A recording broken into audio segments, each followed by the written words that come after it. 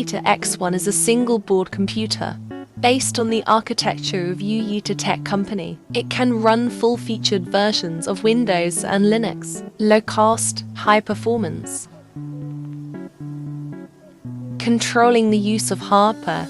Resources for Linux-based systems. youyeetoo official tutorial provides 3 methods. Use the application interface.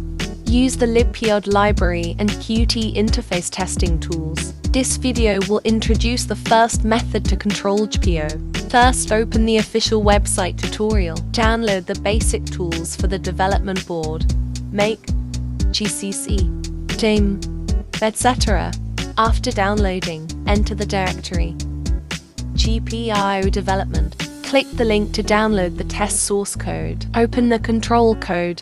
Set device GPIO 18 and GPIO 16 to the high-level state. Turn on the red and green lights. Open the file. The source code consists of the above files. Next, compile directly and download the source code. Let's see what happens. You can see that GPIO 18 and 16 are successfully set high according to code control. The red and green lights were also successfully turned on. That's all for today. Thank you for watching our video. Subscribe our channel.